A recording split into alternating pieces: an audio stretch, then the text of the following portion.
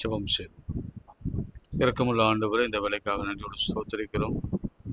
கர்த்தர் எங்கள் மேய்ப்பராக இருக்கிறார், எனக்கு ஒரு குறைவில்லை. உன்னதமானவரின் மறைவில் இருக்கிறவன் சர்வவல்லவர் நிழலில் தங்குவான். கர்த்தரை நான் எக்காலத்திலும் ஸ்தோத்திரிப்பேன், அவர் துதி எப்போதும் என் வாயில் இருக்கும். கர்த்தர் எனக்காக யாவையும் செய்து முடிப்பார். நன்மையான எந்த ஈவும் பூரணமான எந்த வரமும் பரத்திலிருந்து உண்டாகி ஜோதியின் பிதாவிடத்திலிருந்து இறங்கி வருகிறதுக்காக ஸ்தோத்திரிக்கிறோம் ஆண்டவரே. குடும்பத்திற்காக, பெற்றோர் பிள்ளைகளுக்காக, கணவன் மனைவிக்காக, பேர பிள்ளைகளுக்காக, வருமானத்திற்காக, ஊழியத்திற்காக, எங்களுக்கு கொடுத்த வேலைக்காக, பிஸ்னஸ்க்காக, ஆயுசு நாட்களுக்காக, சரீர சுகத்திற்காக முன்னாடியோடு ஸ்தோத்திரிக்கிறோம். இந்த நாளும் துவங்க முன்பு உடைய பாதத்திலிருந்து துவங்க அடியனுக்கும் உடைய பிள்ளைகளுக்கும் கொடுத்த வாய்ப்புக்காக ஸ்தோத்திரம். நம்மை தேடுகிறவர்களுக்கு ஒரு குறையும் இல்லை. சிங்கக்குட்டிகள் தாட்சியடைந்து பட்டினியாய் கிடக்கும். கர்த்தரை தேடுகிறவர்களுக்கோ ஒரு நன்மையும் குறையப்படாது என்ற வார்த்தையை நம்பி சமூகத்திலே தினந்தோறும் வரும் எங்கள் துதிகளையும் ஸ்தோத்திரங்களையும் பலிகளையும் ஏற்றுக்கொள்ளும்படியா இயேசுவின் நாமத்தில் ஜெபிக்கிறோம் நல்ல பிதாவே.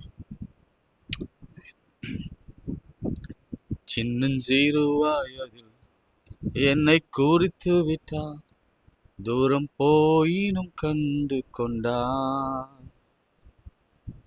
சின்னஞ்சிறுவாயதில் என்னை குறித்து விட்டார், தூரம் போயினும் கண்டு கொண்டார்.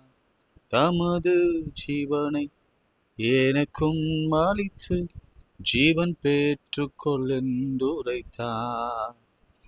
தமது ஜீவனை எனக்கும் அளித்து ஜீவன் பெற்றுக்கொள் என்றுரைத்தார். ஆனந்தமே பரமானந்தமே, இது மாபெரும் பாக்கியமே. இந்த பாதளத்தில் சொந்தக்காரரவர் எந்த உள்ளத்தில் சொந்தமானார். எந்த சூழ்நிலையும் அவர் அன்பினின்றே என்னை பிரிக்காது காத்து கொள்வார். எந்த சூழ்நிலையும் அவர் அன்பினின்றே என்னை பிரிக்காது காத்து கொள்வார். அவர் சமூகமதில் அங்கே அவருடனே ஆடி பாடியே மகிழ்ந்திடுவே. ஆனந்தமே பரமானந்தமே, இது மாபெரும் பாக்கியமே. இந்த பாதளத்தில் சொந்தக்காரருவர் எந்த உள்ளத்தில் சொந்தமானார். மகிழ்வோம் மகிழ்வோம் தினமாக மகிழ்வோம், இயேசுராஜனும் சொந்தமானார். மகிழ்வோம் மகிழ்வோம் தினமாக மகிழ்வோம், இயேசுராஜனும் சொந்தமானார். மகிழ்வோம் மகிழ்வோம் தினமாக மகிழ்வோம், இயேசுராஜன் என் சொந்தமானார். ஆண்டவரே, கைகளை உயர்த்தி இது எங்களுக்கு சொந்தமானபடினாலும் நன்றியோடு ஸ்தோத்திரிக்கிறோம். அப்பா பிதாவே என்று அழைக்கிற புத்திர ஸ்வீகாரத்தின் ஆவியை கொடுத்தபடினாலே நன்றியுள்ள இருதயத்தோடு ஸ்தோத்திரிக்கிறோம். இந்த வேளையிலும் கூட பலவீனத்தோடு சுகவீனத்தோடு வியாதியின் மத்தியிலே, ஜுரங்கள் நடுவே, தொண்டை வலியின் நடுவே, சரும வியாதியின் நடுவே கஷ்டப்படுகிற ஒவ்வொரு பிள்ளைகளையும் நோக்கி பாரும். ஆணி பாய்ந்து தழும்புள்ள கரத்தினாலே நீர் குணமாக்கும். ஒருவேளை எங்கள் குற்றங்கள், எங்கள் குறைகள், எங்கள் பாவங்கள் குணமாக்குவதற்கு தடையாக இருந்தால் அது ஒரு விஷயம் மன்னித்து அதை திரும்ப நாங்கள் செய்யாதபடி என் தேவன் கிருபையாய் காத்துக்கொள்ளும். அப்படியே ஆண்டவரே, குழந்தை இல்லாதவர்களுக்கும், வேலை இல்லாதவர்களுக்கும், திருமணமாகாதவர்களுக்கும் கர்த்தர் ஒரு நீதியை தகுந்த காலத்திலே செய்யும்படியாகவும் நோக்கி ஜெபிக்கிறோம். கடனில் இருக்கிற உடைய பிள்ளைகளாகிய எங்களுக்கு கர்த்தர் அதை அடைக்கிற நிர்வாகத்தை கொடுத்து ஆசீர்வதியும். ஊழியக்காரன் சுகத்தை விரும்புகிற கர்த்தர், ஊழியக்காரர் பிள்ளைகள் மேலே பரிதாபப்படுகிற கர்த்தர், எங்களுக்கு சுகத்தையும் ஆரோக்கியத்தையும் பிள்ளைகள் மீது பரிதாபத்தையும் காண்பிக்க வேண்டும் என்று நான் ஜெபிக்கிறேன். எனக்காக ஜெபியுங்க என்று வேண்டுதல் செய்த கேட்டுக்கொண்ட ஒவ்வொரு பிள்ளைகளையும் கர்த்தர் ஆசீர்வதிப்பீரா. இயேசுவின் நாமத்தில் ஜெபிக்கிறோம் நல்ல பிதாவே, ஆமென். லூக்கா 1ஆம் அதிகாரம். சில வசனங்களை நான் வேகமாக வாசித்துட்டு சில காரியங்களை சொல்லி நான் ஜெபிக்க பிரியப்படுகிறேன்.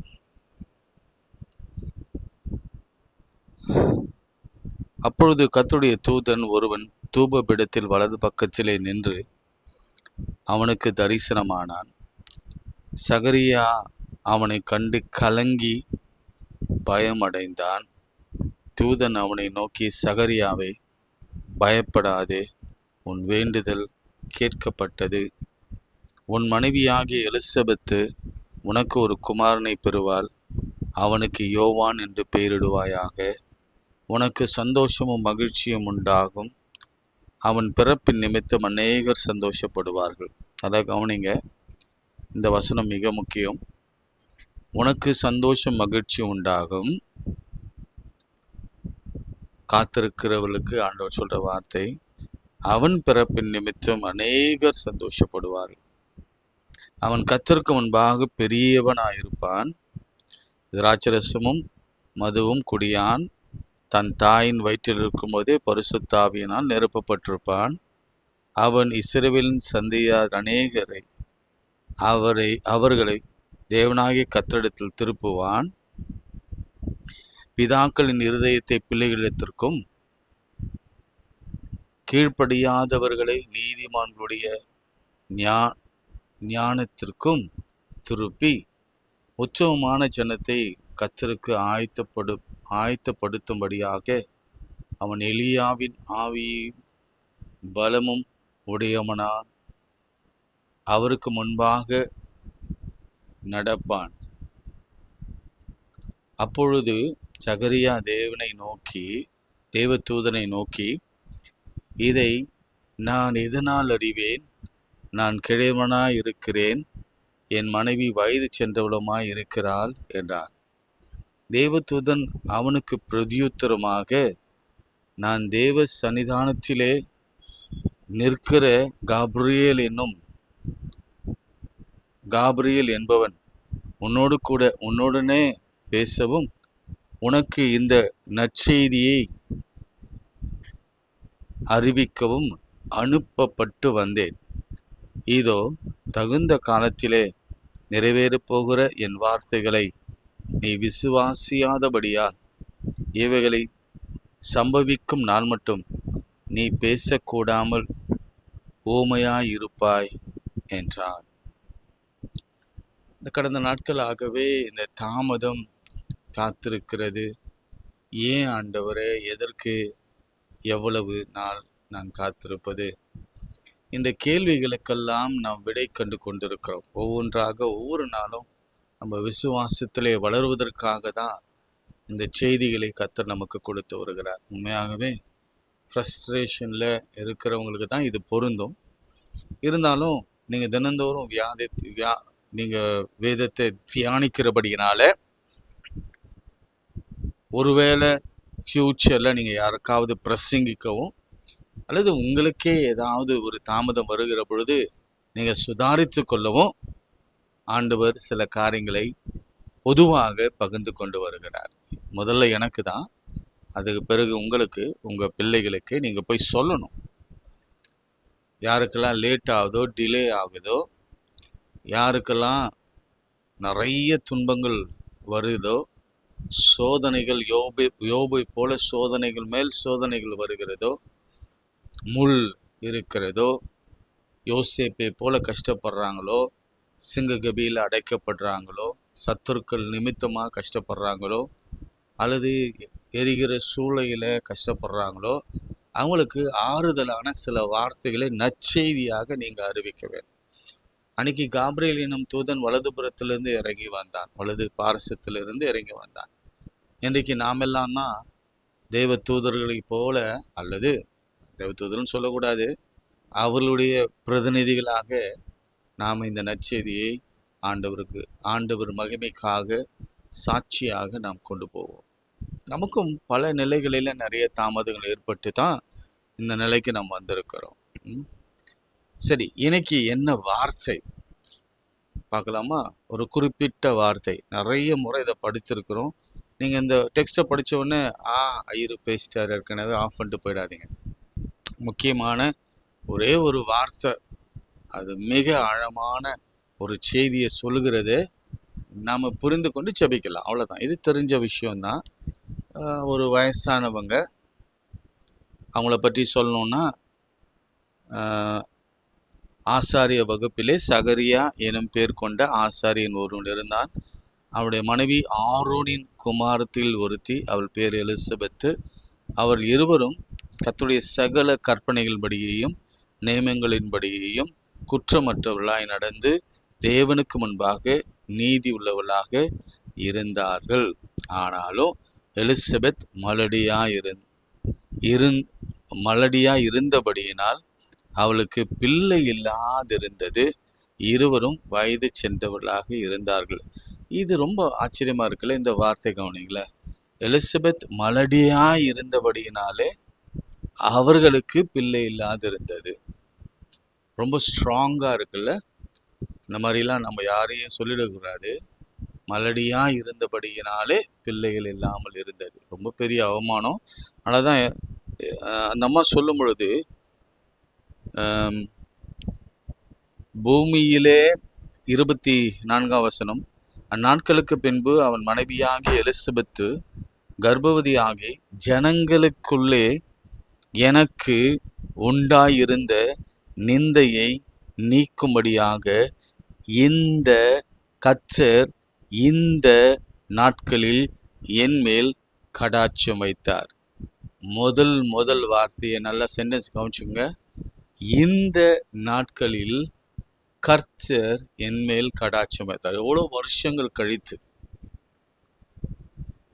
சரி, இன்னொரு வார்த்தை, 2 வார்த்தை நீங்கள் ஞாபகம் வச்சுக்கணும். இந்த 2 வார்த்தையை உங்களுக்கும் பயன்படுத்தணும், மற்றவர்களுக்கு நீங்கள் சொல்லணும். குழந்தை இல்லைனாலும் பரவாயில்ல, சொல்லுங்கள். யாருக்காவது சொல்லுங்கள். திருமணம் ஆகலைன்னா அவங்க இடத்துல போய் சொல்லுங்கள். வேலை இல்லைன்னா அவங்களுக்கு போய் சொல்லுங்கள். பிஸ்னஸில் தோல்வி இருந்தால் அவங்க இடத்துல போய் சொல்லுங்கள்.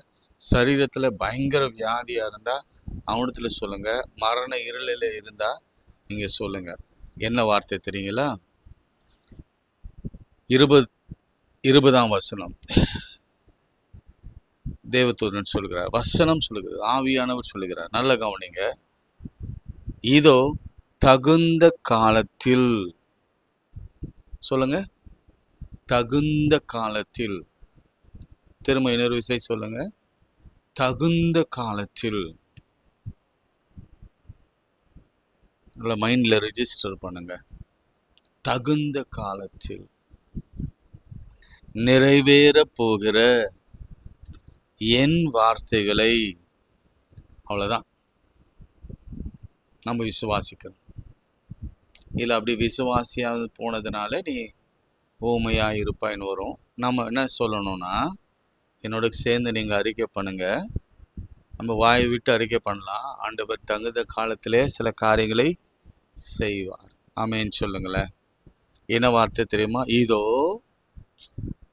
தகுந்த காலத்திலே நிறைவேற போகிற கர்த்தருடைய வார்த்தை. பூமியிலே உண்டாயிருந்த நிந்தை நீக்கும்படியாக இந்நாட்களிலே கர்த்தர் என் மேல் கடாட்சம் வைத்தார். திடன் கொள்ளுங்க. ஹோப்பை விட்டுறாதீங்க. நம்பிக்கையை இழந்துடாதீங்க. சோர்வாயிடாதீங்க. ஃப்ரஸ்ட்ரேஷன் ஆகிடாதீங்க. இதெல்லாம் வார்த்தை எதுலேருந்து வருதுன்னா என்னுடைய எக்ஸ்பீரியன்ஸ்லேருந்து வருது. இன்னும் நான் ஆண்டவரை நம்பிக்கொண்டே இருக்கிறேன். பல முறை எனக்கு பிரேக் த்ரூ கொடுத்துருக்கிறார் ஆண்டவர். ஆனால் இப்பொழுது போகிற பாதை இதில் என்ன விஷயம்னா, நல்லா கவனிங்க.